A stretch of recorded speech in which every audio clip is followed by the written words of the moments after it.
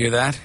That's the sound of you creating your own destiny. While others are waiting in line for brunch, you're spending Saturday in the garage. Because you went to advanceautoparts.com, ordered a platinum battery with a 3-year replacement warranty, and picked it up in-store just 30 minutes later. Now, installing a battery isn't an all-day job, but what the brunch crowd doesn't know won't hurt it. Advance Auto Parts. Let's get you back on the road. Visit advanceautoparts.com to learn more. The following program is a podcast1.com production. He started in a small town in Texas. Worked his ass off to become one of the most famous wrestlers of all time. We're gonna take care of business tonight, and that's the bottom line. And now he's dominating the world of on-demand audio. And he's doing it for the working man. This is a damn good outlet for me to spew the bullshit off my brain. Yeah! This is the Steve Austin Show. Unleashed.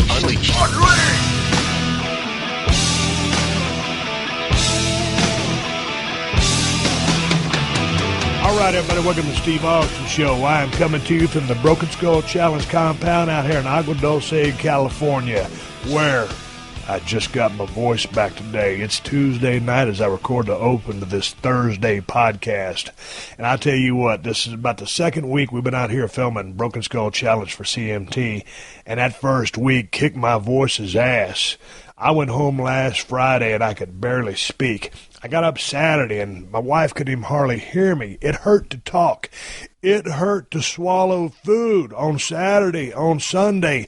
Luckily, we had Monday off because it was a holiday, and it hurt to swallow food then. But I started making a comeback as far as my voice goes. Now it's Tuesday. You can hear I'm about 95%, and I'm happy about that because it ain't worth a shit when you're used to talking shit all the time, and you can't talk shit no more. It's like C.T. Fletcher says, I got a low tolerance for pussies. My damn vocal cords turning into a pussy. What the fuck is wrong with me? I got to be tougher than that. I'm running the toughest show on television. My goddamn voice crapped out. Well, I got it back now, and we're making a badass show coming to CMT on November 14th. Hey, before I start rambling and tell you guys a couple of bullshit stories, I want to talk about my guest today. My guest today is Missy Hyatt, one of my favorite personalities in wrestling from back in the day. I started watching pro wrestling when I was 7 or 8 years old.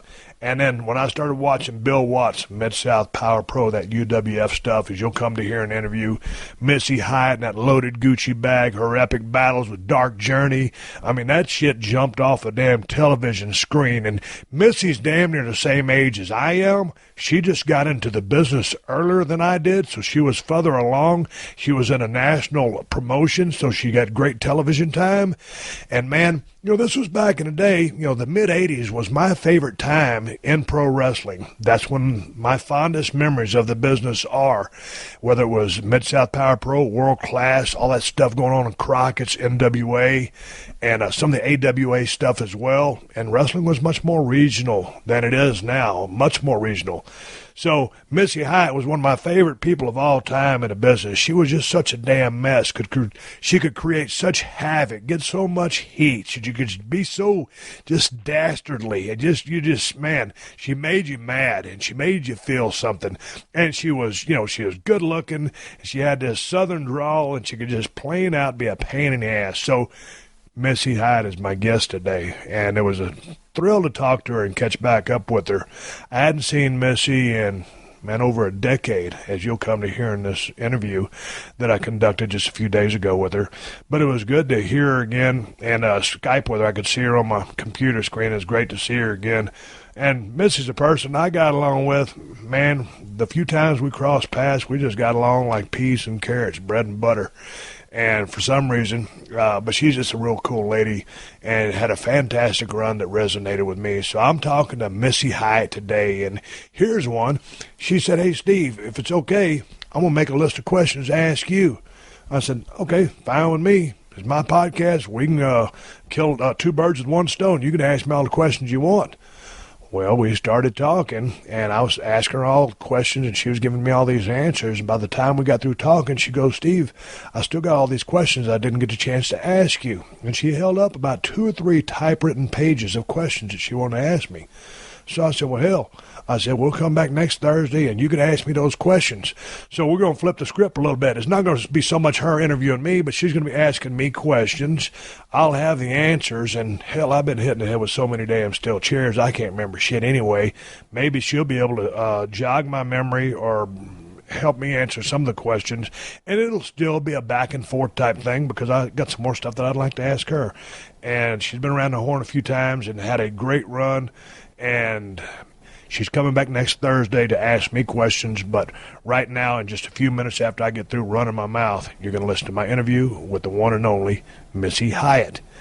Hey, people sent in some questions to the email the other day when I started doing some long interviews with Pat Patterson and Dash and Dawson, those guys that didn't really do opens for the show. And people are still sending me emails. You're not doing opens anymore? Yes, I am. I'll give you an open right now. I'm going to tell you some bullshit stories. When those interviews run long, because I'm out here shooting this show, man, I got little time on my hands to multitask and get everything done with all the time commitments to getting all the shit we need filmed out here filmed. My workouts and all the other obligations I got, sometimes it's hard to come up with an open. But I'll tell you what, man, just a while ago, I was out there walking around, and the Broken Skull Challenge compound, I used to think it was 300 acres. Now I believe it's 180 acres. And there's a lot of junk cars out here, probably a couple of hundred. And I'm a big car fanatic. So I was walking around in the junkyard a while ago after I went to dinner, because I was walking by a car the other day, and I said, man, that's a pretty goddamn cool car. What if I fixed that thing up? And what it was, I thought it was a GTO, and it was a ragtop. It was about a 1968 Pontiac Le Mans. And I'm not really a ragtop guy, but this thing looks so cool. Now, it's beat to fuck. All the cars out here are pretty much salvage cars. Maybe they blow them up in movies. I don't know what they do with them, but they're out here. There's a section of Corvettes. There's a section of Pontiacs. There's a section of everything out here. And I'm going to put a picture of this I think it's a 68 Pontiac Le Mans. And I was looking at this thing because the top's down and it's all tattered anyway. I was thinking, man, it would be cool as fuck to get this car running. And I told my wife about that. And she says, Steve, you're not really a ragtop guy. I said, no, I wouldn't drive it on the streets. This would be me and Teddy's hunting buggy at the Broken Skull Ranch. A convertible Pontiac Le Mans ragtop. Just got the window to shoot over. Use it as a rest for your rifle. And just ride around and just drink beer and have a good time. So I'm still on the fence where I'm going to fix this car up or not, or even attempt to buy it from the owner of the movie ranch out here. I don't know if he'll sell the damn thing, but what kind of stupid idea is that? To fix up a Pontiac Le Mans convertible to use as a hunting rig with your buddy. Anyway, that's the way my brain works. Some of my favorites out there, man, here's one. It was an old Pontiac Grand Prix. Jesus Christ, it had to be probably the first year model that the Grand Prix was made. Just by looking at the picture, I'm guessing it's a 65.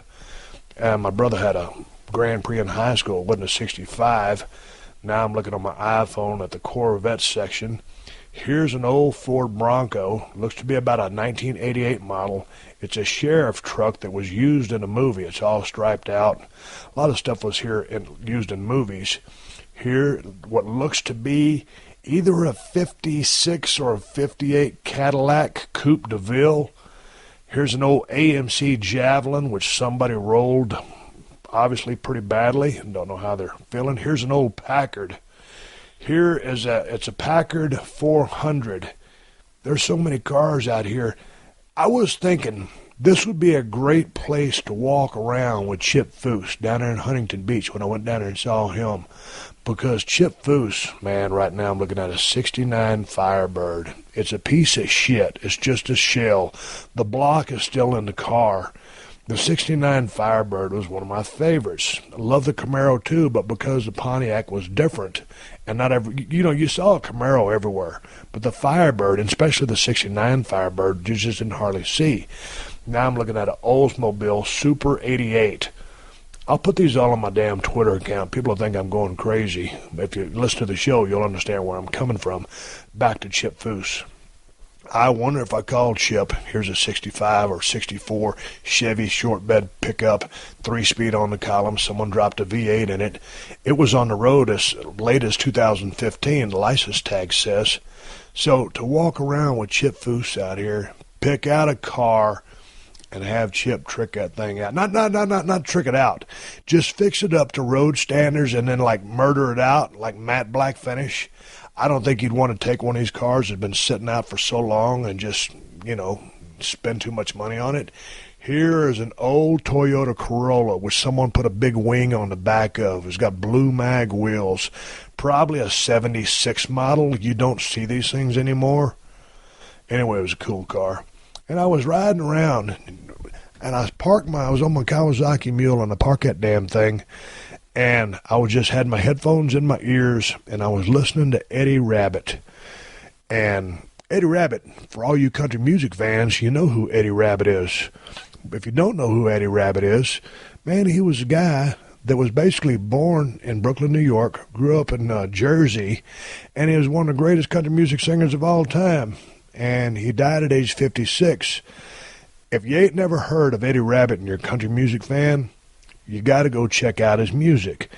For a little taster, I'm going to play you about 30 seconds of $2 in the Jukebox by Eddie Rabbitt. Eddie Rabbitt was a prolific songwriter who also wrote Pure Love for Ronnie Millsap, and he also sang Kentucky Rain, which the one and only Elvis Presley sang. And it's probably Kentucky Rain that broke his career as one of Nashville's leading songwriters. And then he started singing them, and he could sing awesome. Anyway, Eddie Rabbitt, $2 in the Jukebox. Hit it.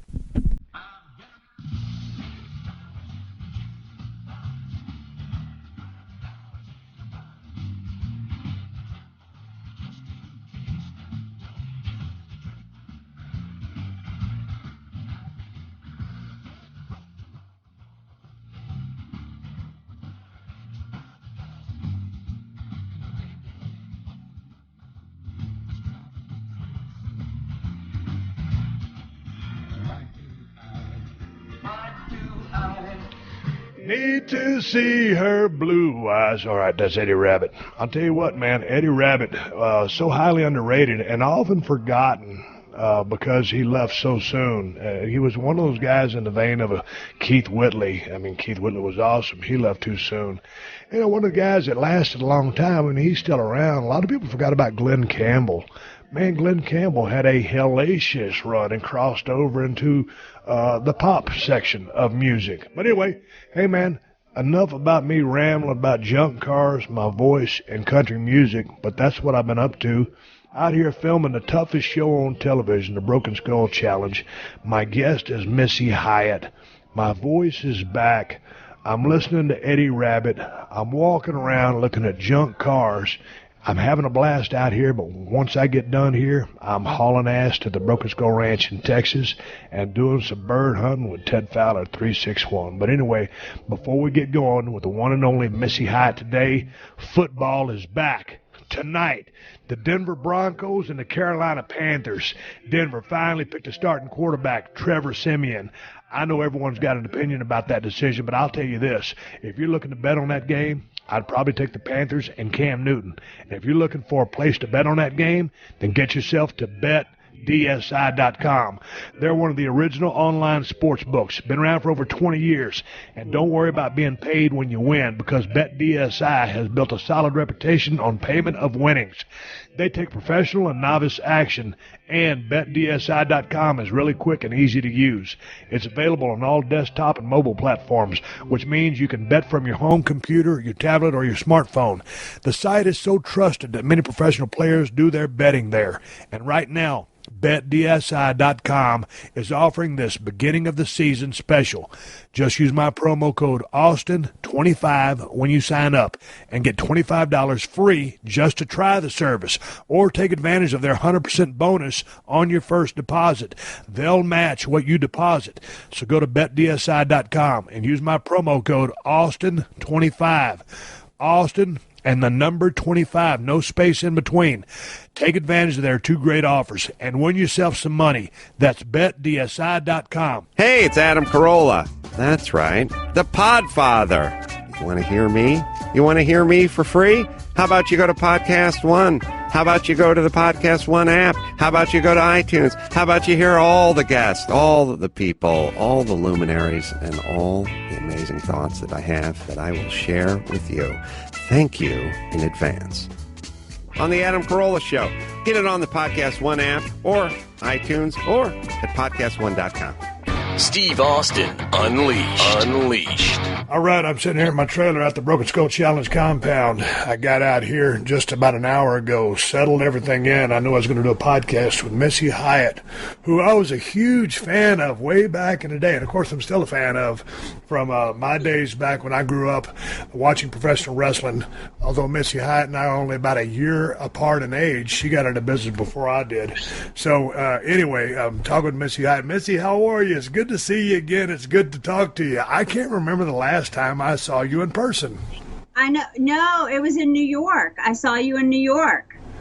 When was it? Yeah, you were doing an autograph show. It was in New York a long time ago, like 2000, I think. Yeah, well, that's 16 years ago. Yeah, that's how long it's been. I've been hit in the head with too many steel chairs, and your opponents have been hit in the head with too many loaded Gucci bags. Exactly. And just don't remember now in this interview that we're doing that I am the veteran. Yes, you are. You're going to have to carry me through this thing. Hey, let's go back to you for a second, because I was a major fan of everything that was UWF or Mid-South Power Pro, whatever it was called back then. I know you started in Dallas. You got into business when you were 21. You grew up in Florida, correct? Yes, I grew up in Tallahassee. Did you always watch pro wrestling? How did you get turned on to the business? No, you know what? It wasn't until I was 17 that I was watching Georgia Championship Wrestling. Well, my dad was, and he was flipping channels, and the Freebirds were on. And I was like, what are you watching, Daddy? He's like, oh, I'm watching wrestling. And I was like, oh, my gosh, what are they doing? And I'll never forget, because they did something, an angle with Terry Bam Bam Gordy, and they put a baby bonnet on his head and a baby pacifier I remember that. in his mouth. And he was running around and squealing. And I thought it was the biggest hoot in the world. And I was like, oh, my gosh, that's what I want to do. I want to do that. I want to be involved in that, and then I started watching it and just became a fan, and it was like, that was it. I got the bug bit me, the Freebirds bit me. Okay, so you were down in Florida, so how did you end up getting into business? Because your first stop was in World Class, correct? Right. Well, I moved to Atlanta, and I met John Tatum. Okay.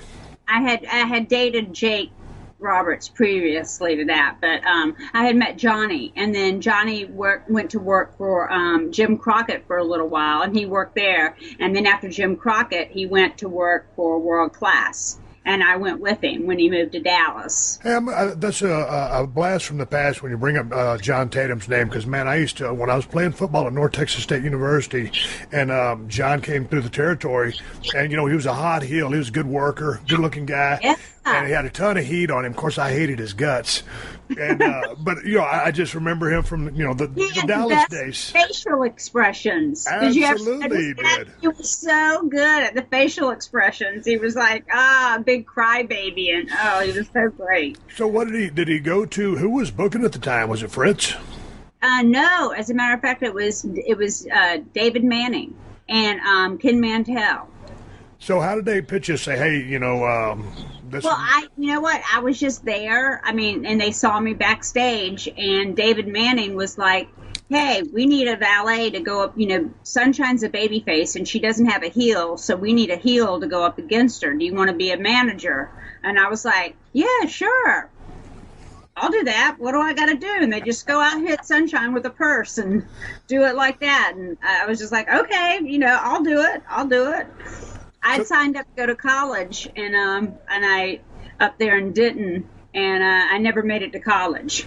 Never made it. So tell me about your introduction into the business, because you start watching in Florida at 17, and all of a sudden you're in the business, that you decided that that's what you wanted to do. Now, Sunshine was there. You were going to go on in a year or two and start feuding your very famous feud with Dark Journey. But, man, other than, the women wrestlers from back in the day who paved the way and to the women's scene that's going on now, it was such a male-dominated industry back then, and now here you are, totally, green as grass. So what was the attitude towards you from the boys? From the boys, they were really nice to me. I mean, I used to go in, there was no two dressing rooms. There was always, the heel dressing room and the face dressing room. But Johnny would take a chair and I'd put it in the corner and I'd face the corner and read a book, because I thought it was really disrespectful to be in the dressing room and seeing guys changing and farting and doing whatever they do, locker room stuff. Yeah, locker room stuff. And so I used to just sit there and do it. But I remember, the first few times that I would come in, they'd go, kayfabe, and I'm like, my name's not Kay, it's Missy, Well, they're trying to kayfabe you just because you were so green, and maybe they didn't know how long you would last, and so they didn't want to smarten you up to all the trade secrets of the day. Exactly. And I'll never forget John Tatum and Johnny and Michael Hayes were trying to teach me Carney going down the road at WWF, trying to teach me. And I still haven't ever mastered it either. And it's like, I talk it too slow or something, or I don't know. I can understand a little bit of it, but talking it.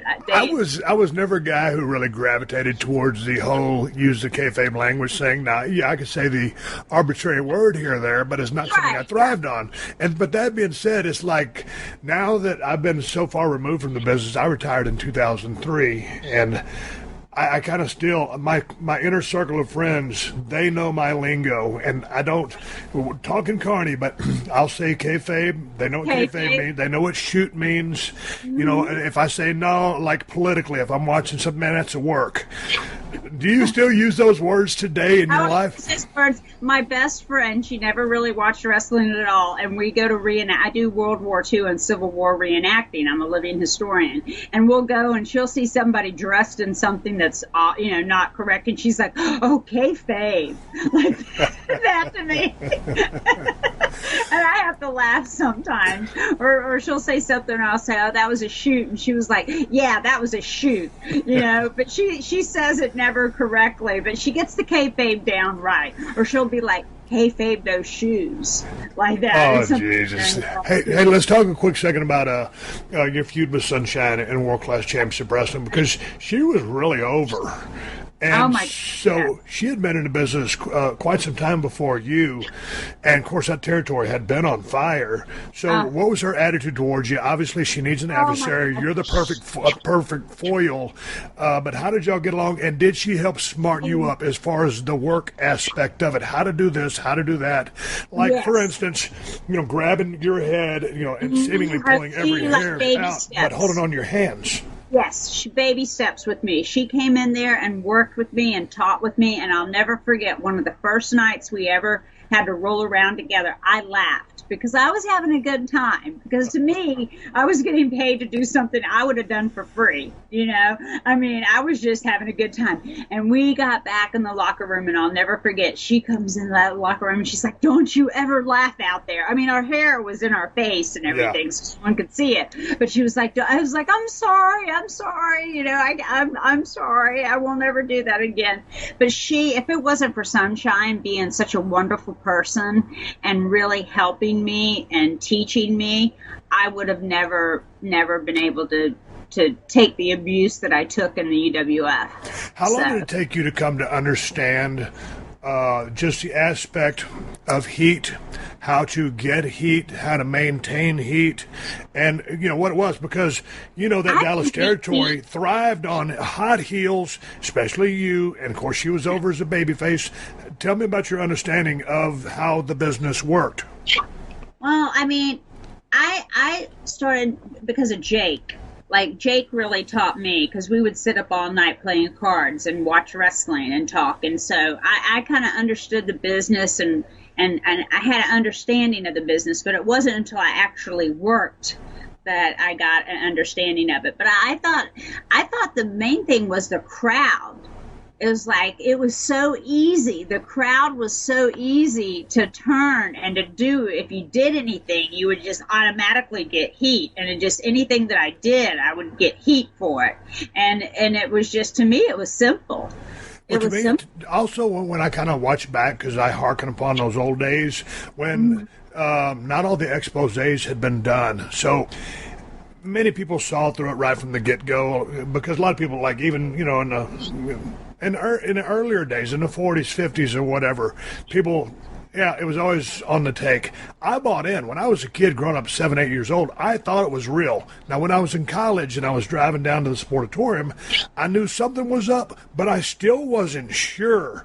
So when you started, I mean, it's still quote-unquote real, and when you're a good-looking blonde and you're doing dastardly things, I mean, the heat-getting process, I would dare say it was a little bit easier back then because people weren't in the know, and all of a sudden, pardon my language, but you have this good-looking blonde bitch out there who's doing distracting and doing dashing, just hate. You know what I'm saying? And being very annoying. And being very annoying, condescending. Yeah. Very, I mean, like, I'll never forget, like, they had me do the interviews because they said Johnny talked like he was drunk. Like, I don't know why. He wasn't ever drunk. Yeah.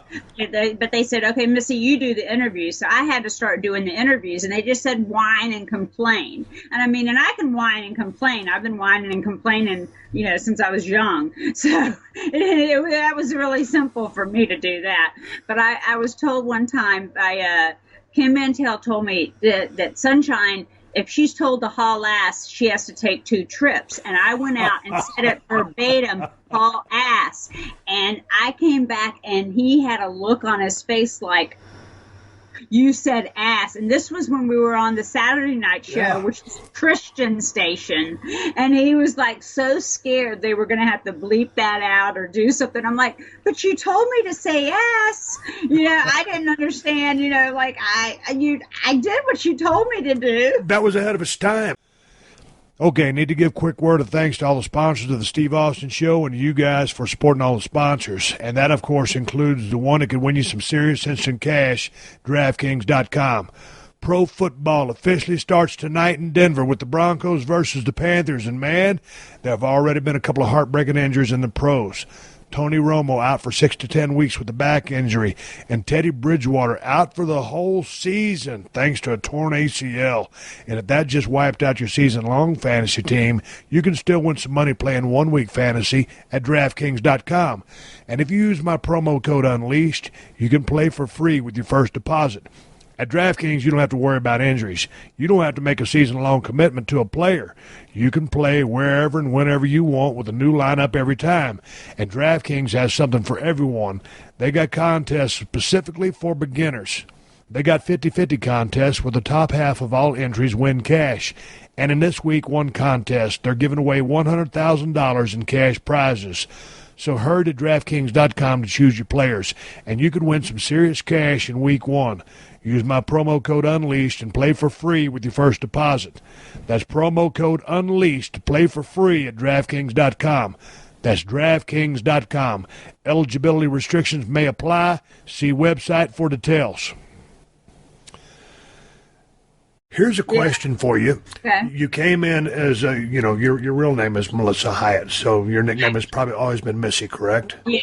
Okay, so when I tell people, and, you know, from back in the day I was Steve Williams and turned into Steve Austin, Stone Cold, but finally when I was able to dial in the character of Stone Cold after being the Stunning Steve, the Ringmaster and all that, really Stone Cold was me turned up to an 11.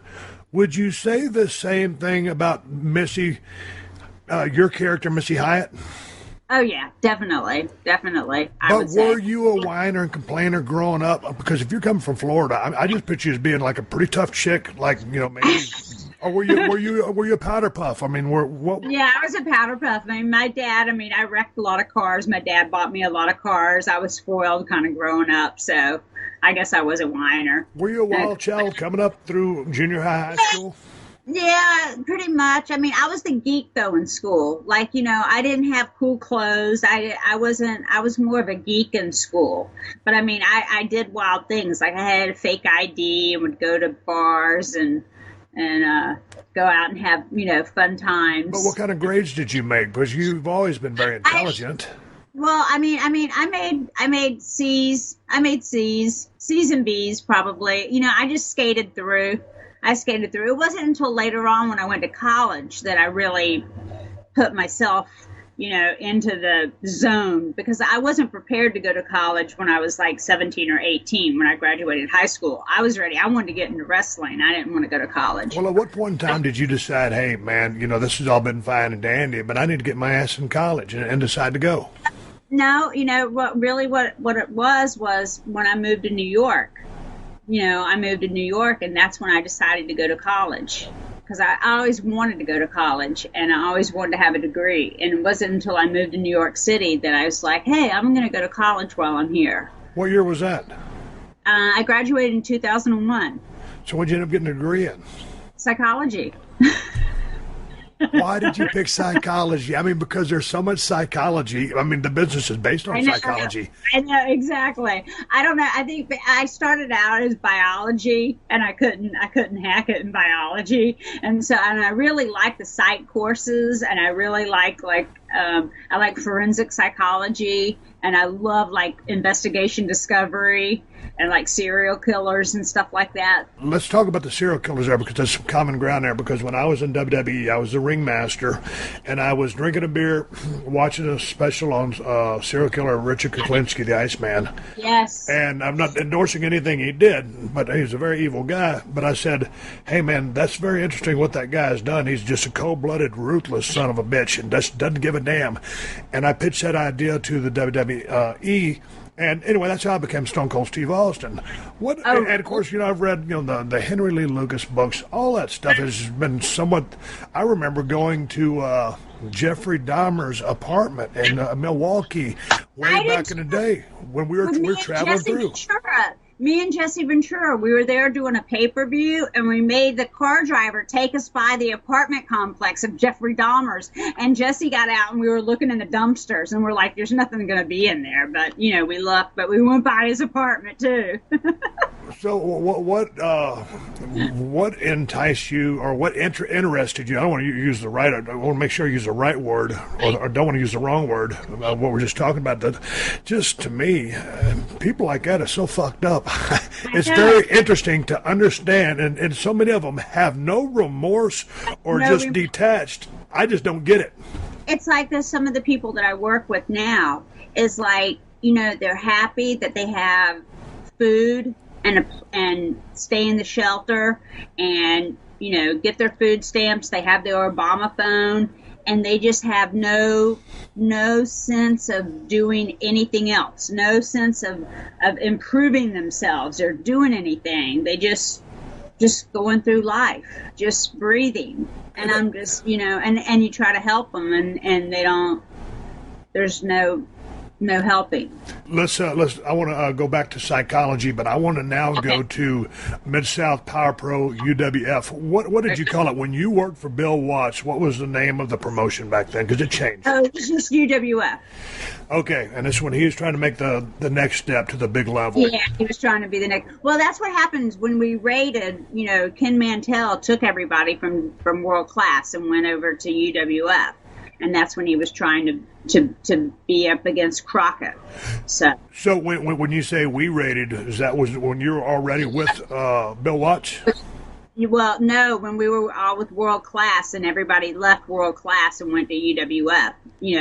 Ken Mantell took everybody, the Freebirds and everybody, and me and Johnny and Jack Victory, and took everyone. Well, that's a hell of a damn thing there. What was the strategy there? Was just because was it Fritz that was running the territory, or was the majority owner still alive? What was his name? I'm hitting myself in the head. Anyway, why did everybody make the exodus to UWF? I don't know. You know what? I really don't know. And I've had this talk with a friend of mine.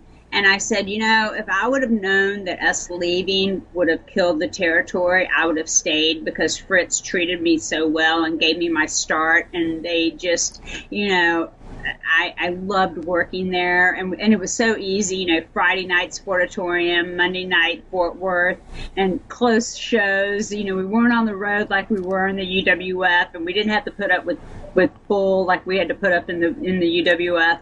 And but he's like, no, but the territory, it died after that. It died after that. I have a question for you about that, because. Okay, but let's put a break on the UWF. I got to go back to the Sportatorium, because you were there with so many battles.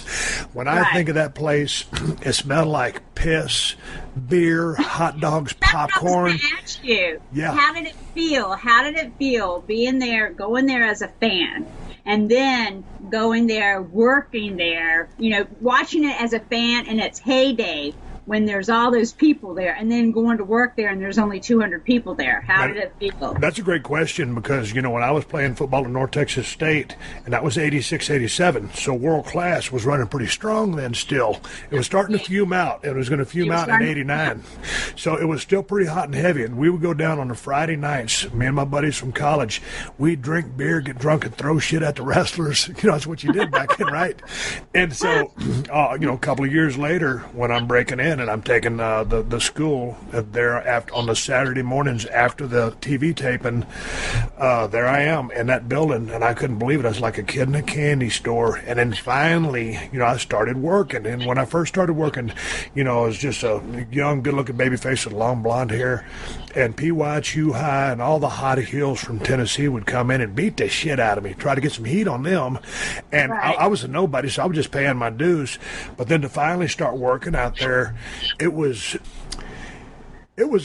so fun back then, with that little string that ran down to the entranceway. And the Von Erichs, those Von Erich boys, when you used to watch them on TV, and you can vouch for this, because I don't think a lot of people understand how over those Von Erich boys were. They would get mugged.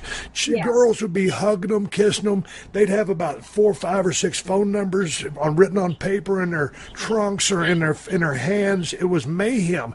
And so, I went down there. Nobody gave a shit about me because I wasn't anybody. But it was awesome. Hey, what kind of man was Fritz to you? I never really got a chance to meet him. You never got a he was wonderful to me. I'll never forget going up in his office when they wanted to hire me, and it was Fritz and Carrie and Kevin sitting in there, and they're like, okay, so we're going to hire you. What name are we going to use? And we were trying to figure out a name, and Johnny called me Missy, and they're like, well, let's just use your name, like that. And Fritz always paid. He paid really well. I mean, I never ever looked at my check and went, oh, I shouldn't have gotten paid that. Like we got paid really well. He paid us well. He was always, if he said something, he did it. He was an honest guy. He was a wonderful man.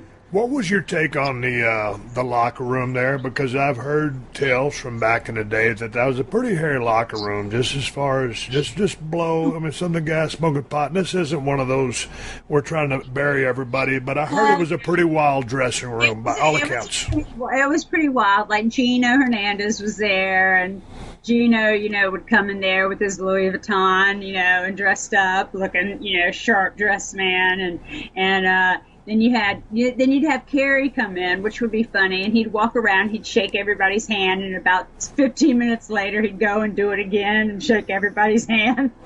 Okay, I got to ask you a question. Was that a rib or was that a shoot? Because I think it was a shoot. Okay, I think it was too, because when I first came in, when you first come in that front Sportatorium door, if you hang an immediate right, that's a janitor's closet. And when I first started doing the commercials for Chris Adams Wrestling School, they made me dress in there. And then finally, after a couple of months, they let me dress, in the dressing room to the left, where all the boys dressed, because I wasn't kayfabed anymore. And I walked in there, and Kevin said, hey, man, how you doing? Kevin Von Erich. And I said, I'm doing good. good. And then a couple of minutes later goes, hey, man, how are you? He said, man, it's been a while. I haven't seen you in a long time. Man, we used to have some good matches together. And I said, Kevin, I just met you for the first time a while ago. I said, I'm just now starting. And he goes, oh, I'm sorry. And I thought it was ribbing me, but I think it was a shoot. Yeah, I think it was. Hey, how were the, here's the thing, I was going to work with Carrie one night because a lot of the top talent wasn't there. I'd only been in the territory or in the business less than 6 months, and I'm working on top in some of these little Dallas spot shows with either Kevin or Carrie. And, of course, it was literally a 5-minute match, literally. And it'd be something where I'd shine them with one high spot or they'd beat the shit out of me, and then all of a sudden I would be in an iron claw. And I'd be out. But one time, Iron Claw. I'm really upset because I always wanted to get the Iron Claw. I got spanked by Kevin Von Erich one time, but I always wanted to get the Iron Claw, and I never got the Iron Claw, and you got the Iron Claw. One time I was going to, I think we were working Cleburne. It was just a little spot show outside of Dallas, and I pulled into a gas station, and I kind of looked over. I did a double take with, here's this guy with this awesome physique. And it was Carrie, and he was wearing his boots and his ring gear, and that's before he lost his foot. And he was out there gassing up his car in just his trunks and his wrestling boots. And I'm thinking, what the fuck is wrong with this guy? You talk about living a gimmick. Oh, yeah. I can imagine. That's a good story, though. Why do you think... what do you think happened to those guys? I never thought in a million years that Kevin would be the last one left. I know. I don't know if it was after David died, trying to live up to a standard that they couldn't live up to. You know how they always talk about the Kennedy curse, and the Von Erich curse. I don't know if it's something that they were always trying to live up to David's standards. Because David was like the heir apparent, was going to take over everything. And that's what I think. I mean, I don't know for sure, but I think that's what it was. From a work standpoint, everybody considered him world champion material. And I always thought Carrie had that look. And, of course, Kevin did, too. They're almost neck and neck, but Carrie probably a little bit higher. Just his charisma, look. His charisma. He was a superstar. I mean, he looked like a superstar. If you would see him not in wrestling boots and not in wrestling gear, walking down, in an airport or somewhere, you would look at him and say, he's a superstar. He's like somebody. You might not know who he is, but he's got to be famous. Yeah, he's got to be famous. He's a superstar because he just had that look to him. So if you were going to use your psychology or your psychiatry, what went on there? Just trying to live up to David, or what was Fritz too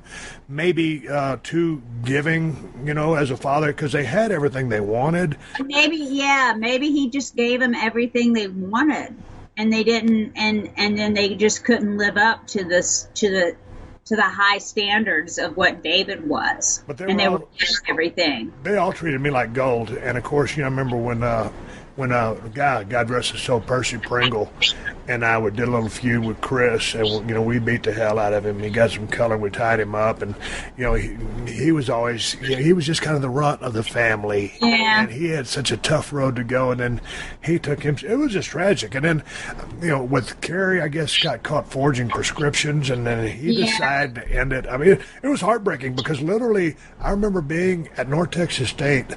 I remember when David died, but I think I remember when Gino died. I was riding in my 76 Monte Carlo, and I heard that Gino had died, and I was like, man, that's fucked up. How'd he die? Did you think that there was some shady circumstances there? Because I've heard a million stories. Yeah, I thought there were some shady circumstances too, but you know what? I don't think it was. I think it was just the accidental OD. Do you know, this is a good one for you. They were going to put me with Gino. They were going to do a split with me and John and put me with Gino. And then Gino died. And I'm like, great. Gino died. Because I would have. What did you think? Did that blow your mind? And you knew that he was a party guy, to say the least. Yeah. So what were your thoughts when you heard that news and knowing that you were going to be put with him as a pair? Yeah, we thought it was going to be great. We thought we were going to be like elevated up high because Gino just lost his hair with Chris and everything, and they were trying to think of something to do with them, and they were going to split them apart, and then they wanted to do something with Gino, and then Johnny and I were thinking we're going to get a run with Gino. That's like we're going to be up there. Main event. What do you think if Gino would have, if let's say he never would have died, if he would have went up to New York, he would have had a monster run. Oh, yeah. Good-looking guy. He could work. One of those natural heat-getting magnet kind of guys. Yes, he would have had a hell of a run up there. Just his whole persona, because he was Gino. Yeah. In and out of the ring. He really was. He was so much Gino. Hey, man, let me take a minute here to thank another sponsor of this podcast, Diamond Dallas Page and DDP Yoga. Y'all know that DDP Yoga has changed thousands of lives, including the lives of some of your favorite pro wrestlers, Jake the Snake, Scott Hall, Mick Foley, AJ Styles, and Chris Jericho. And now DDP has taken his life-changing program to a whole nother level with the DDP Yoga Now app, which you can get for both iOS and Android devices. And that means you can do DDP Yoga anytime, anywhere. So now there's no excuse not to get on the DDP Yoga program. And the app has a lot more than just the workouts on it. By connecting to a Bluetooth heart rate monitor, you can track your calories and heart rate in real time. You can track your pain, measurements, and progress photos, too, all for free in the app. Like I said, you've also got tons of workouts to choose from. The original DDP Yoga workouts, the new 2.0 workouts, and weekly live workouts from the DDP Yoga Performance Center. And to make it even easier than he's already made it, for a limited time, you can get the DDP Yoga DVDs for 20% off, plus 3 months of full access to the DDP Yoga Now app. Just go to ddpyoga.com/Austin. That's ddpyoga.com/Austin. Take advantage of this great deal. Commit now. Change your life now. Go to ddpyoga.com/Austin to get started. Hey, let's go to UWF. I got to ask you about working for Bill Watts. Okay. How was going from working with for Fritz Von Erich in that Dallas area where everybody was kind of taking care of you and sharing knowledge with you and bringing you up because you're green. They would give you like your booking sheet and your check, and then they'd give you directions. With your booking sheet, everything. It was just, they took good care of you there. And then to go to UWF, and it was just kind of like find your own way. Well, you go back to the Dallas thing because, I was coming in '89, and that part of the organization that was still there, and there you get a booking sheet, but it was like an 8x10, office, like an office paper, and It'd be a little grid. It was like a weekly grid. I don't even know if it was monthly, and because I didn't know, and it had the list of towns, and they said if you were on the card or not, and you're like, oh, wow, I'm not on that card. I wonder what's wrong. And so here's a question for her. I'll only ask you one money question. Okay. When I broke in Dallas, Texas, my first match was with Frogman LeBlanc. It was in the Sportatorium. It was a television match, and I had no business being on TV because I was greener than shit. And so I wrestled Frogman LeBlanc, and I beat him with a flying clothesline. And when I went to Chris's office, that one upstairs, and Chris had trained me, of course, so, I was representing the school. And all of a sudden, here comes Frogman. It's me, him, and Chris, and they're talking. He goes, I think you'll win with like a flying clothesline. That's my shitty English impression because I got my throat is killing me right now because I can't talk. So anyway, I go out there, and I won the match with the flying clothesline. Tony Falk was the referee. God bless him. He was trying to call spots for me because we were shitting the bed out there.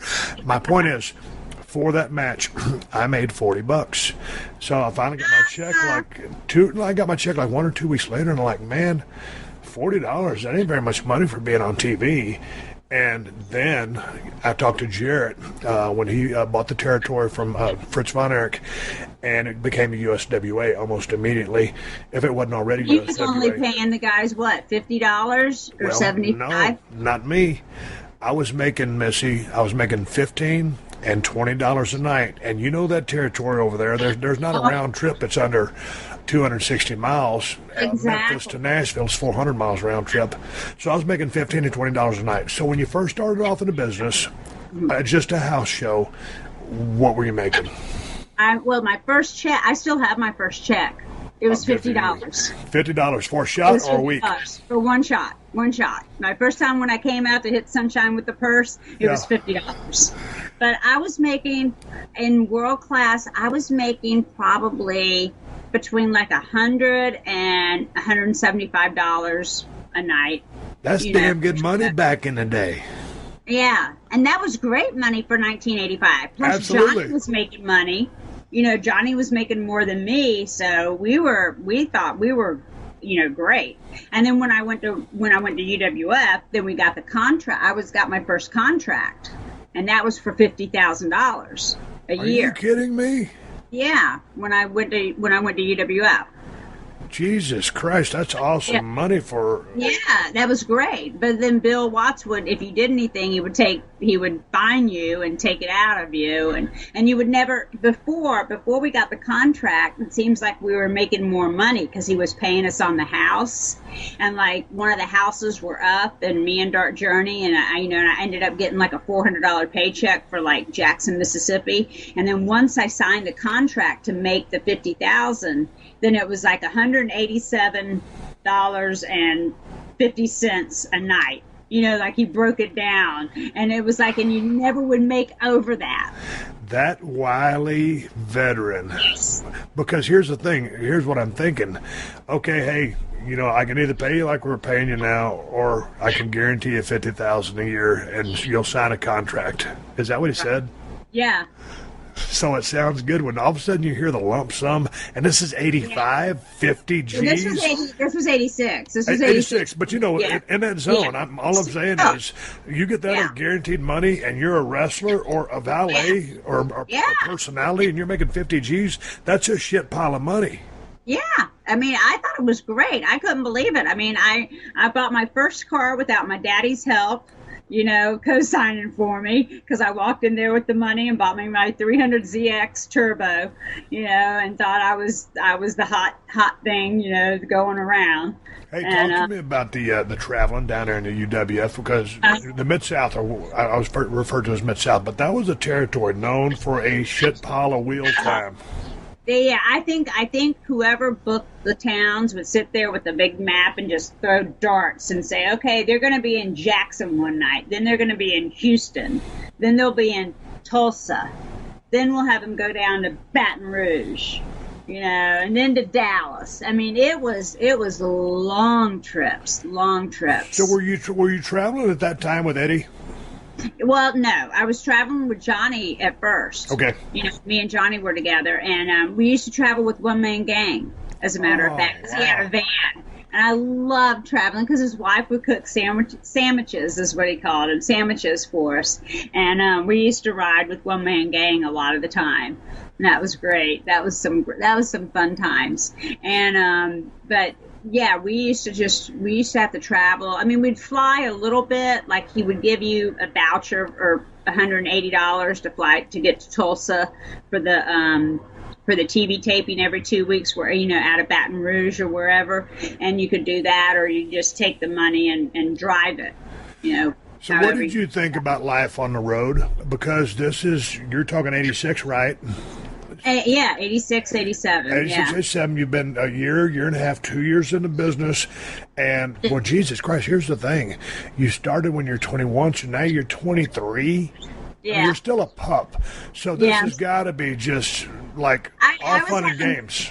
Yeah, to me it was all fun and games until Dark Journey kicked my ass every night. Now, how did Dark Journey get introduced back in the day? Because as I was a fan of the feud, I forgot her introduction and her liaison or her relationship with Dickie Slater. Yeah, she had a relationship with Dickie Slater, and Dickie brought her in, and then she ended up staying, and Dickie left.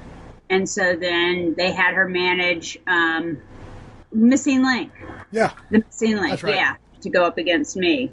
Okay, now, as you were feuding with Sunshine, she was taking you under her wing. Y'all had great chemistry, and now you go into UWF, and it's Dark Journey, and she's a pretty tough lady. Oh my God, let me tell you, she beat my ass every single night. I would go out because I was always told, don't ever cry in the dressing room. Don't ever let them see you cry. So Who told you that? Johnny. Okay. Johnny and Michael Hayes. Because Michael Hayes, we used to travel with Michael a lot. Good 411. So, yeah. So they told me never let them see you cry, and I used to go out and just cry. Go get in the car and just cry because my knees hurt. I mean, she broke my thumb. She busted my nose. I mean, she would hear the crowd screaming, because it had so much heat and screaming, and she would just pound the living crap out of me. And I'll never forget call Fergie with laughing because my hair's going all, because I had a bald spot in the back of my head from her like pulling my hair out and everything. And like the boys used to come out to watch us because they like, the bitches are going to fight. You're going to watch because they're going to fight, And I tried so many times going over to Jake's dad, Grizzly. Yeah, Grizzly's house, and trying to show her, look, when you grab me by my hair, I'm gonna grab your wrists. Now let me show you what to do. And it didn't matter. And we would do and back then, because the TV taping was every 2 weeks, we would do the same match in the towns around. Yeah. And so we'd have the same finish and the same match. We'd have one thing like, okay, I pull a leg, she chases me around 2 ring posts, I roll in, she rolls in, she doesn't get a hold of me, she almost gets me, and I roll out. Every night she screwed it up. I wouldn't pull a leg, she'd just start chasing me out of nowhere. Or either I'd pull the leg, she wouldn't chase me. Or either I'd roll in, she'd roll in and beat my ass. And then John would have to pull me out. I mean, it was like, I don't understand this girl. What does she not get? Because, I mean, they used to come to me and they would just say, okay, this is what you're going to do, blah, blah, blah, blah. And they'd walk away. And then you'd have to know. I mean, you couldn't just go out there, you'd have to know what your finish and know what the finish is. Damn right. And you couldn't have your head in your ass because all of a sudden something's going to happen. If you miss your cues, You're fucked. You got to know what the finish is, and you got to know when to go on cue, when to do stuff, And this is back in the UWF now, the heels and faces were in separate dressing rooms. And so you had the referees running back and forth talking, and they used to talk in the ring. And, you were told that, Ken would come to you and give you a finish, and that's it. I mean, he'd give you the finish and walk out of the room, and you'd have to have that. You'd have to know what you're doing when you go out there. And I don't understand that girl. She just would screw it up almost every night, and it was just like she beat me. But how was that? I want to get back to Dark Journey. How was that, when you're green as grass, or when you came in Dallas, there's kind of a common area, but like you said, in UWF, just like Nashville Fairgrounds, Babyface Hills, totally different sides of the building. You cannot talk. It's referee. You say, hey, he's going to catch this on you. And go about 8 or 10 minutes or whatever. So they're relaying the finish to you. And all of a sudden, if you don't have a good set of ears or some wherewithal to process information, you're gonna fuck this thing up. And you're talking about big money riding on a hot angle, which is putting asses in the seats. And all of a sudden, whether you work for Bill Watts, Fritz Von Erich, you're working for a promoter who expects you to be professional enough, knowledgeable enough to carry out the angle at hand. Oh yeah, definitely. And many a times Bill Watts would come in and scream. And we'd sit there like little kids like this with our heads down because we're like, he's screaming, and it's just like, and we all got it. And here's the thing, Bill Watts was an intimidating man. He's a big guy. He was the boss. He was super smart. He had eyes behind his head. And so, all of a sudden he's talking to you. It's like this voice of God with this attitude behind it. So was Dark Journey, when you tied up, was she shooting or was she just snug as fuck? No, she was shooting on me. She was shooting on me. So did you Yeah. never could smarten her up? Say, I never could smarten her up. And then Eddie tried to teach me how to get a sugar hold on her. And she was just too, and I couldn't ever get one on her. And I tried so many times. And Okay, stop. Well, explain to my audience what a sugar hold is, because I know, but I'm laughing because I don't picture you with a sugar hold. Okay, well, a sugar hold is just when you get someone where they can't move. Yeah, You it's know, a front when you face get a lock. face It's and you get them and you get their head on the mat, so they're face first down on the mat. you can control the person. That's what a sugar Right. hold is. Long story short, I don't want to go to an MMA thesis or Yeah. branch out. But a sugar hold in wrestling was quite simply a hold where you just settle a motherfucker down. You know, if they're Exactly. working too rough with you, come to Jesus. Hey, slow Yeah. down. Slow down. And But you never could get her in it. I could never get it on her. I tried it. I'm too much of a girly girl. I could never get it on her. Hey, you're staying UWF. Jim Ross was the color commentator or the main announcer. Yes. And Jim was one of my favorite announcers of all time. I think so. as much as, and you grew up down in Florida, so, Gordon Soley is God. But, Yes. man, Jim Ross, man, when he was the voice down there for Watts and when he went to Crockett's, went to WCW and then WWF, I just thought he was the greatest of all time. Did he ever help you or drop any knowledge on you because he was a wealth of information because he'd been in the business for so damn long? Not in UWF. It wasn't until I got to WCW that he really helped me out. When I used to work with him hosting the shows, that's when he really helped me out. But in UWF, he hardly never really spoke to me that much. How was because I couldn't see him that much. how different was the locker room in UWF than a World Class Championship Wrestling? Because y'all had really a who's who of people that were there, legitimate tough guys. Whatever, I don't know, whatever Hall of Fame you'd put them in because there's so many, and maybe whatever future Hall of Famers with the Steiners, Sting, Yep. Warrior, Murdoch, Dickie, Slater. Everybody that was there was damn near a Hall of Famer. Right. Oh, yeah. So what was the attitude? What was the difference between UWF and Dallas? Well, to me, it was just more people. To me. I mean, it was the same, but it was just more people, and it was like we were up a little bit level. Like we were in world class, we were down here, but we moved up a level, moved up a notch. Was that the perception that UWF was an upgrade from world class? Yeah, I mean, that's what we felt like. Because going out there in front of the Tulsa Civic Center that was sold out every 2 weeks and going to Jackson, the houses were just so much bigger. And it was just like, it was, and being in the Super Bowl and places like that, New Orleans, it was just a lot more people came. So it just seemed more like we were a step up. What were your thoughts when, Jesus Christ, was the Blade Runners? Were they the Blade Runners there? No, they weren't the Blade Runners there. They were the Blade Runners, I guess, maybe before I got there. Were they? But Sting was already Sting, and the other Blade Runner wasn't there when I got there. Okay. Yeah. Okay, so did at this point, not to go over your chronology of dating, but is Eddie Gilbert in the territory at this time? Yes. Okay, now did Bill entrust him with the booking? No, but Kim Intel was doing the booking, and Eddie would help out. Eddie would do his stuff, and help out. It wasn't until later, until the end, before he sold to Crockett, that Eddie was doing the booking. So then Eddie was booking for Crockett. No, Eddie was booking for Bill Watts. After he sold to Crockett. Right before he sold to Crockett. Okay. Yeah, right before. Sorry, get my timeline. What were your thoughts on Eddie Gilbert's take on the business? Because he was considered by many to be a really smart guy.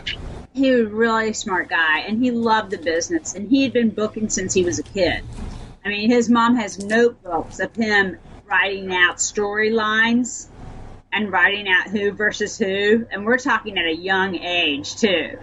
Growing up watching that Memphis wrestling, and he would take the Memphis show and then he'd rewrite it how he saw it and his characters and everything.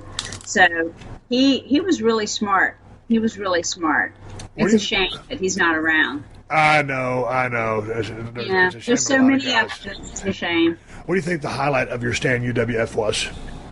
Oh my gosh, my highlight of my stay. Okay, this is when once a year they have the Tulsa fair, and so we wrestled at the Tulsa fair. They put me in a dunking machine. And I got to be rude to people and have them dunk me.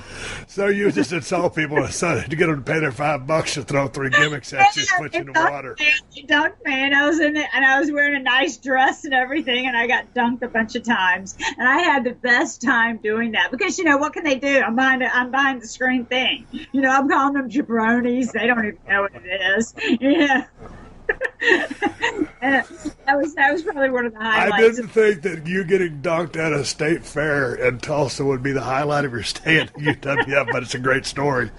Yeah. Okay, y'all know the only reason I'm able to do this podcast twice a week for free is because of all the great sponsors and the fact that y'all support my sponsors, and that includes Onnit.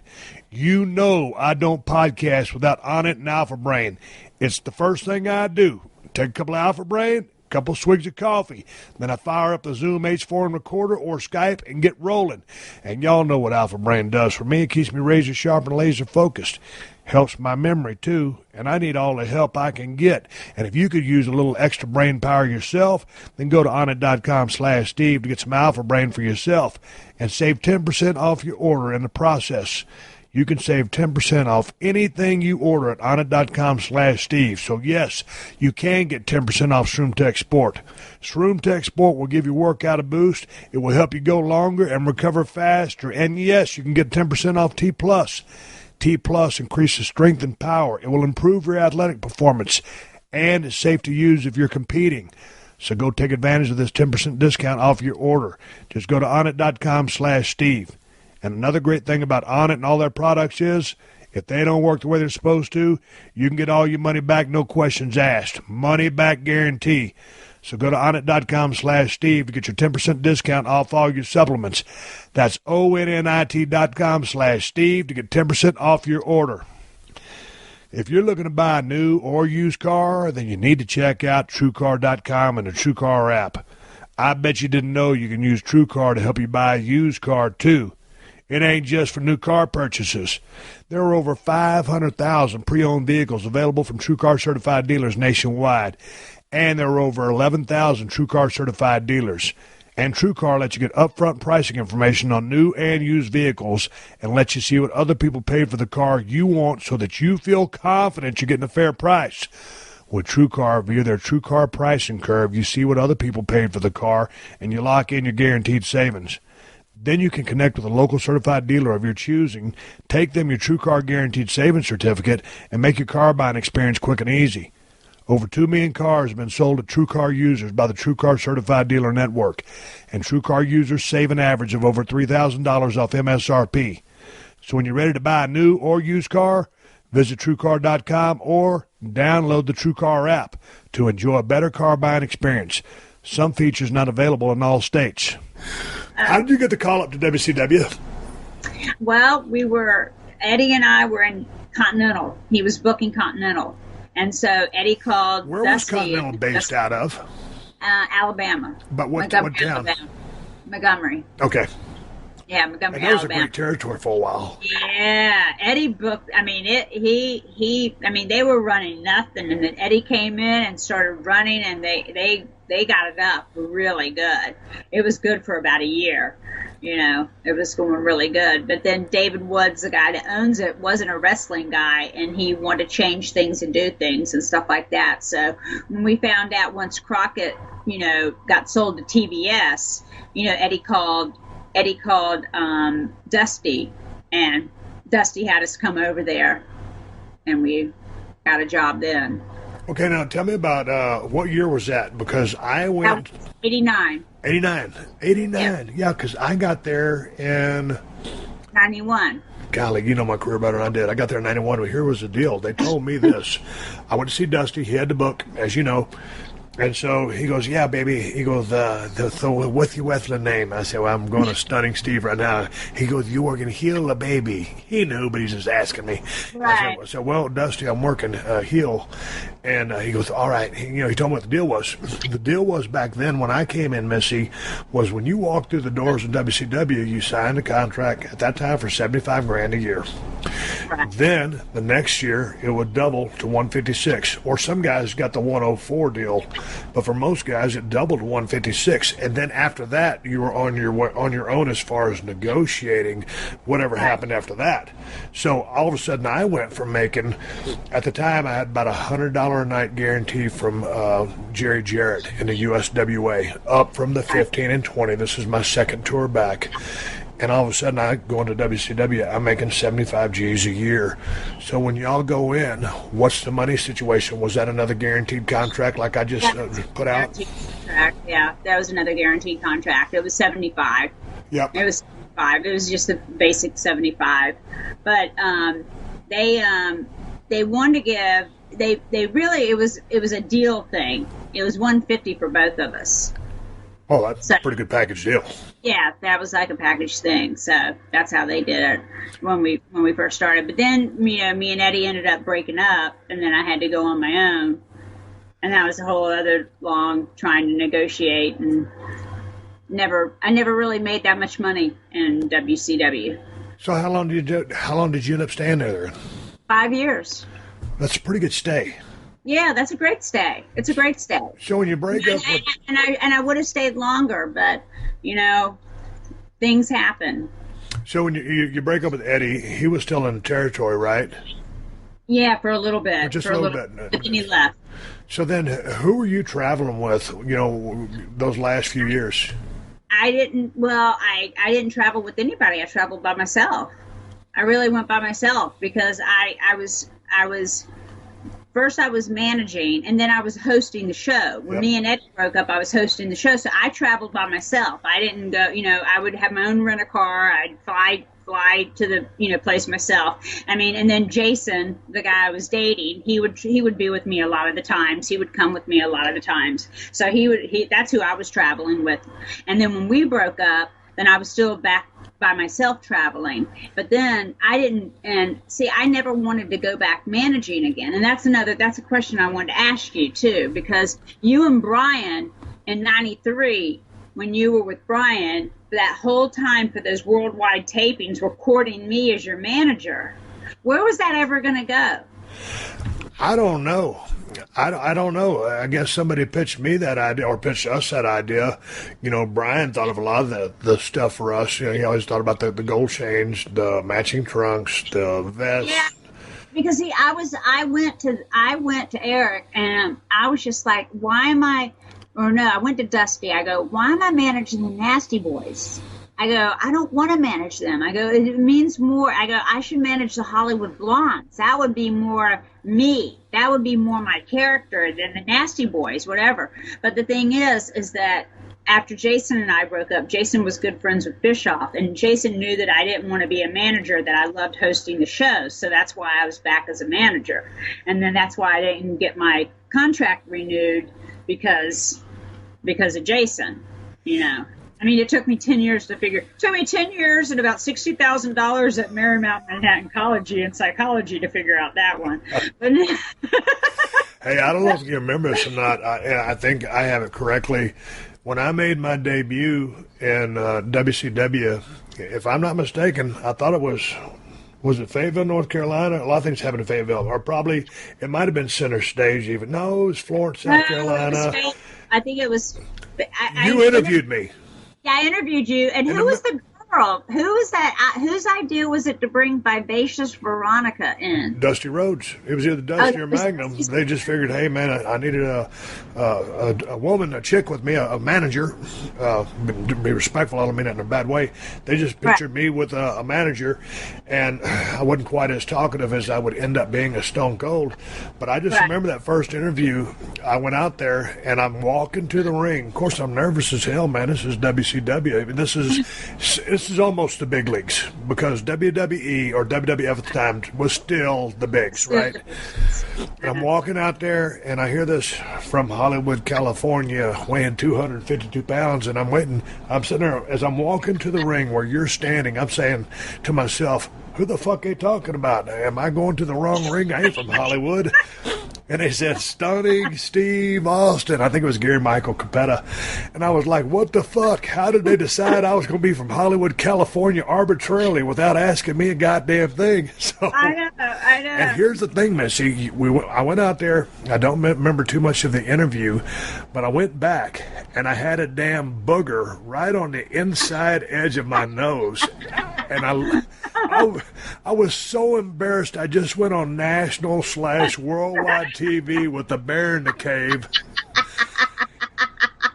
And not one single motherfucker could smarten me up and say, hey, dude, before you go make your debut on national television, pull that booger out of your nose. Yeah, I'm sorry I didn't see it, or I would have told you. If I would have seen it, I would have told you. That would have been a great moment if you'd have just stopped it right there in the middle of the interview. Hey, go check yourself. Excuse me, if you want to blow your nose. So what was the end of your run in WCW? What happened there? That's what it was. They came to me and told me I had another contract coming, but then something happened. We were down there at doing the TV tapings down in Orlando, and I forget exactly what happened. Oh, I remember the Clash of the Champions. We were having, when we used to have the Clash of the Champions right before the pay-per-view, and so on the Clash of the Champions, it was the Nasty Boys with their titles up against Mick Foley and another crazy-looking guy. Right. Mick Foley, I forget who it was. Anyway. So they screwed up at the Clash, and they didn't get the timing right, and so they didn't get the 1, 2. They were supposed to get the 1, 2, 3 after the 10-minute time limit was up, and so they didn't see that on TV. The people at home saw that, but the people at home didn't see that. But on the replay, they showed I run in the ring and I get kissed by the two guys, by Mick Foley and the other guy, and I'm spitting and being nasty, nasty, nasty. And so I remember it was not Jim Hurd, it was Kip Fry or one of those. One Bob of those guys. Kip Fry, whatever. Yeah, Bob. It was a Bob. He asked me, how did the Clash go? And I told him, I said, well, I go, you're trying to sell the pay-per-view is that it's a no time limit match, and that the guys won on the Clash, but they didn't see it at home. They didn't see the 1, 2, 3 and the time limit. I go, instead of on the replay of me, the replay seeing the blonde girl get kissed by the ugly guys, shouldn't they have shown the replay of they got the 1, 2, 3, and then the referee saying, no, the time limit's already out? And so he said, yeah, you're right. They should have done that. Well, I was rollerblading that night around the thing, and Eric Bischoff came up to me, and he's like, don't you ever go over my head again. And I'm like, what do you mean? And he's like, you went over my head, and you told them something, about the Clash of the Champions. I'm like, no, they just asked my opinion, and I gave them my opinion. That's all. And then the next day, I was told not to get on the bus. And then I found out later that that my contract wasn't getting renewed. And that was it. No shit. Yeah, that was it. But I know it's been because Jason and Bischoff are really good friends, and I know that, I know how guys are, and I know how girls are. It's the same thing with girls. But I do have to say that if it wouldn't have happened, I never would have gotten to move to New York City. Really? And I never would have gone to college. And I think was the best. Because if you can make it in New York, you can make it anywhere. That's true. And I always say if you can get over in front of a New York crowd, you can get over anywhere when it comes to the wrestling business. But let me ask you, that happens at Clash of Champions, all of a sudden you don't have a contract, you're out of the business. Right. So how did you process this? Because I got a FedEx in the mail after I got a phone call from Janie Engel, letting me know that I'd gotten fired. And so that was it for me. And then, luckily enough, Paul E called me and I went to ECW. You're out of the business. because you basically got a door slammed in your face. Right. Were you angry? Did you feel mistreated? No, I had my feelings hurt. My feelings hurt. I cried. I'm a girl. I cried. And I was like, what am I going to do now? What am I going to do now? And then I started thinking, well, I'm going to move to New York, And so within a month, I moved to New York City. What about the brief stay in WWE? Oh, like that? No, the brief stay in WWE happened in 1988. Oh, that's I'm way out of time here. Yeah, that was back in 1988. What happened there? It seems to me you would be tailor-made for WWF. Oh my God, yeah, I thought so too. But let me tell you, I was so green. They wanted me to take over Piper's Pit, and they had me scripted, and I went out there and I did it, and they had me be a baby face, and it was so horrible. If you saw the tapes of my Missy's manners, you would want to die. Plus, my southern accent was so bad.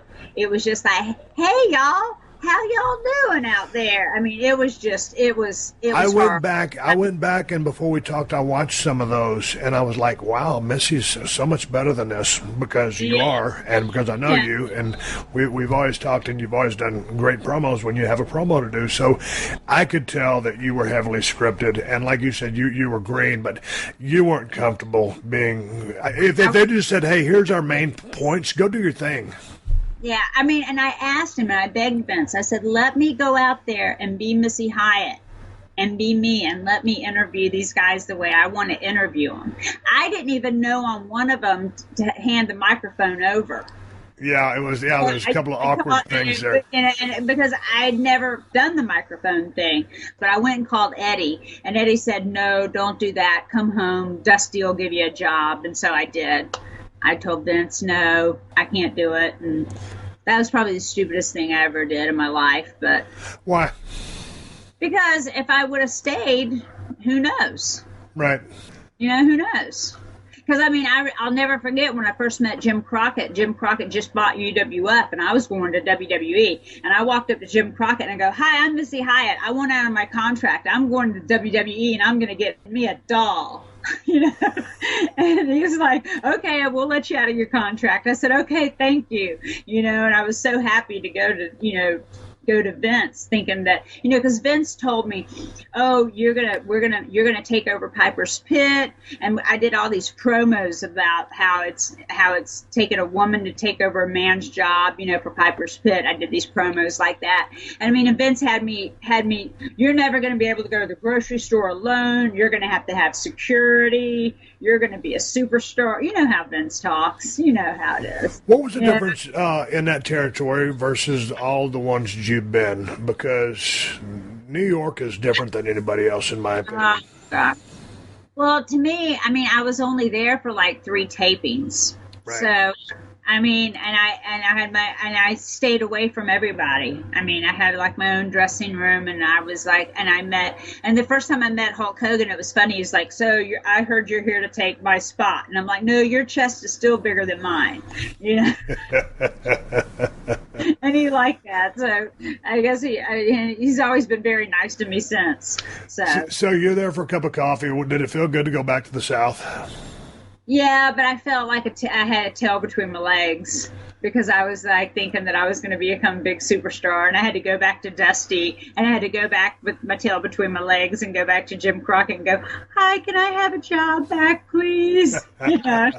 And that's so hard to do, but sometimes as like a guy in the ring, sometimes you can go out there and maybe 5, 6 years in the business, maybe 7, or 3, wherever you're at, and all of a sudden you're thinking, hey man, I got this. I'm pretty fucking good. And you got to have confidence in yourself, or if you don't, no one's going to believe in you.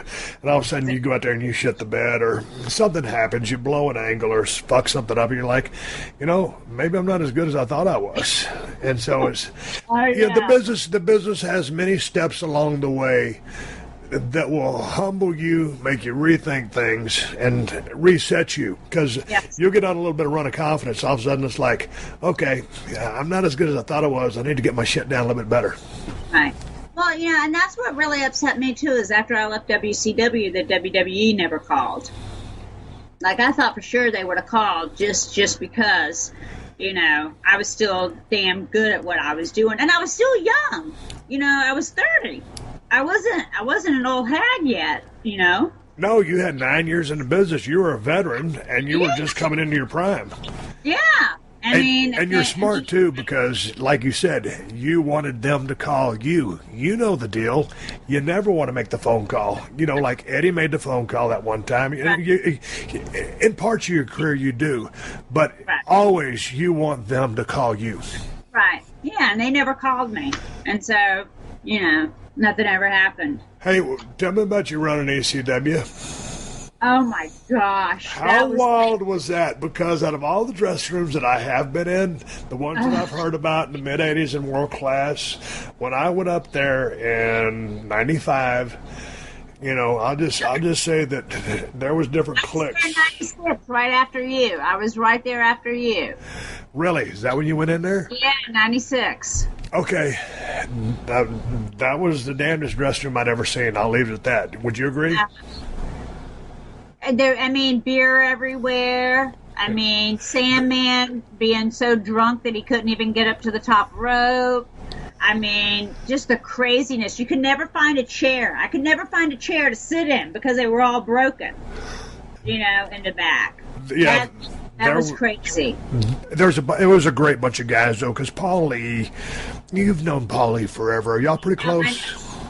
Yeah, if it wasn't, let me tell you something. Paul Lee should appreciate and love me to death, because when Eddie and I met Paul Lee had only been in wrestling for like maybe 6 months, and we met him. And I told Eddie, you got to hire him and bring him to Alabama. And he brought him to Alabama, and then he assisted Eddie in booking and stuff like that. But if it wasn't for me, because Eddie wasn't sure about it, Eddie didn't. I'm not gonna, you know. And then Paul moved from New York all the way down to Alabama and lived with us in our apartment. Are you kidding me? Yeah. See, this is gold. I've never known this, and of course, I've seen so much footage of Paulie down there in Continental with the big gigantic cell phone. Oh yeah, with that big phone. You told Eddie, hire this guy. So how was Paul Lee to live with? Because I know you guys aren't making shit piles of money at this time. So how was that living dynamic? I never went into his bedroom or his bathroom. I kind of let him stay in there. But one time I did go in there, and all I saw was a bunch of white shirts and baseball cards. That's the only thing I saw in his room. So Paulie's a baseball card collector? I guess he was. What did you see in Paulie back in the day? Because, you know, when I go back and look at that old stuff, and you and I were talking on the phone, we're not going to talk too much about the current product. But when you watch his promos now, the level he's at right now was just, it's different from a Jim Cornette, who's phenomenal, or all your other great talkers. But Paul Lee, back in the day, even at Continental, when he was just starting, you know, he hustled his way into business. He was a silver-tongued devil laying down golden promos way back as a kid.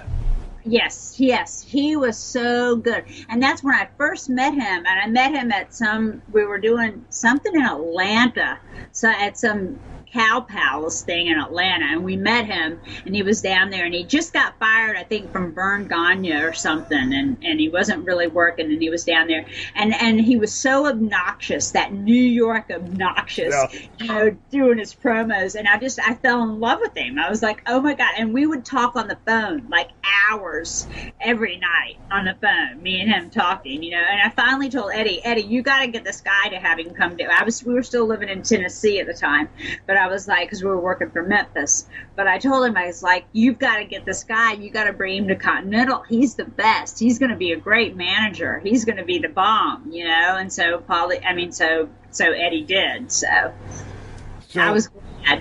When you decided to move to New York to get your degree, why New York? There's plenty of colleges in Atlanta, there's college down in Florida, why did you have to go to New York? Because when I went to New York, we went up there to do our picks, when we got on Pick Station, when UWF did, and we went up there and to do promos, and I'll never forget being in the limo and going through the Lincoln Tunnel and coming up in New York, and I had a feeling this is where I belong. And I just had that feeling. Why do you think that was? Because, like, man, the first time when I started working for WWF, I drove to the Garden for 2 shots. And, when you get into the Garden, New York's laid out in a grid. It's pretty user-friendly, but like when the pedestrians keep walking across the street when you have the green light. So all the cars behind you are like, and I'm like, what the fuck, man? This is what you have to do, and this is what I do. If you have the green light, you speed up. And if you have the yellow light, and you let those people take their packages and scream and run because you have the right-of-way in New York. I know, I get it now, but this was back when I was still a country bumpkin. Like I was 7 years in the business from Edna, Texas, 5,000 people, and all of a sudden I'm in New York City going to the Garden. And I told those people, I told the office, and I didn't have any stroke at the time. I was a ringmaster, for God's sake. And I said, hey, man, next time you guys book me in the Garden, I need a ride. And so I did ride with Billy Gunn or ride with one of the boys, or I'd make them send a car for me because I ain't driving in that shit. Right. I liked it because where I lived at West 75th and Riverside, which is on Upper West Side, and I never heard any trucks, sirens. I mean, I was on the first floor of a brownstone. I had a nice little apartment. I could see Riverside Park. I mean, I could walk my dog. I was in the city, but I could go 2 blocks to Broadway and be in the middle of everything. But then I could go 2 blocks and just be to me, it was like a country street. How long did it take you to come down from New York to adjust back to life in Florida? Because without the hustle bustle, not the 24/7 pizza or whatever you want, New York is 24/7 anything. You know what? I pretty adjusted because, I adjust easy. I've lived so many different places. I've adjusted. Are you a homebody now, or are you still out on the town? Yeah. I'm a homebody. I don't go out very much. I mean, I work and that's about it. And I do my reenacting. That's my only thing that I do that I like to do is my reenacting. You got any hobbies doing your downtime? Yeah, that's my reenacting. Reenacting, but are you a reader? Are you an outdoor person? Do you fish? I sew clothes for my reenacting, and then for my birthday, I just bought me a 1936 German Luger. So I like guns. I collect guns. Hey, Missy, let's call this Missy Hyatt Part 1. Okay. And then we'll talk in a few days, and we'll do Missy Hyatt Part 2, and it'll be you asking me your list of questions. And then I'll be asking you. Okay, that sounds great. We got a deal? We got a deal. Hey, Missy, it was good talking to you. Nice talking to you, too. All right, everybody, give me the go-home cue. It's time to wrap up this podcast and ride off in the sunset. But before I do, I want to thank my guest, Missy Hyatt, for joining me on the show. She'll be back next week. She's going to ask me a couple questions, continue our conversation. I am right in between challenges out here at the Broken Skull Challenge compound. We're going into round 2. Right now, let me throw out a couple of plugs. While I still got my voice, I've been yelling words of encouragement and motivation and instruction. Broken Skull IPA from El Segundo Brewing Company is at Whole Foods and Total Wines if you live in California. If you don't, go to BrokenSkullRanch.com, click on the link, and you can have it shipped to your state if your state allows that. All my T-shirts, the stuff that I'm wearing right now, is available at BrokenSkullRanch.com, all the Broken Skull Ranch stuff. Hey, the big thing I want to do here before I lose my voice is thank all the sponsors of the Steve Austin Podcast. They're the ones that let me do this for you free twice a week. Big thanks to DDPyoga.com.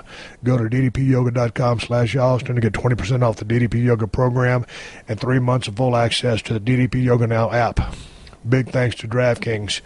Go to DraftKings.com and use the promo code UNLEASHED to play for free with your first deposit.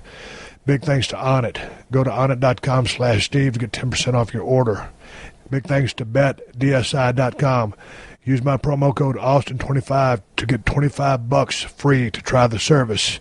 Big thanks to TrueCar and, of course, Amazon, who have been supporting podcasts since day one. If you use my Amazon links whenever you're doing any online shopping, Amazon will kick back a couple of bucks to the podcast. It doesn't cost you anything extra. There's no hidden fees or charges. You can buy whatever you're planning on buying and help out the podcast in the process. You can find my Amazon links by going to podcast1.com, clicking on the Killer Deals button in the top right corner of the page, and then hitting the Steve Austin Show button. I got Amazon links for Amazon USA, Amazon UK, and Amazon Canada. So again, just go to podcast1.com, click the Killer Deals button in the top right corner, then click on the Steve Austin Show. All of my great sponsors are there. All of my Amazon links are there too, and Amazon will kick back a couple of bucks to podcast when you use one of those links. Hey, it ain't gonna cost you nothing extra, it's just a way to support the show. That's how we pay our production cost. Bookmarking, you can find it in one step. Hey folks, keep listening. The 60-second AP News headlines are coming up next. Until then, my name is Steve Austin, and I will catch your ass down the road. Download new episodes of Steve Austin Unleashed every Thursday at podcastone.com. That's podcastone.com.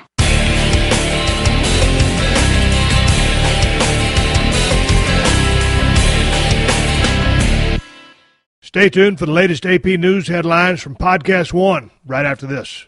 When shopping for car insurance, consider this. Geico has been saving people money on car insurance for over 75 years. So if you're serious about savings, it's simple. Go to geico.com. After 75 years, they know how to save you money.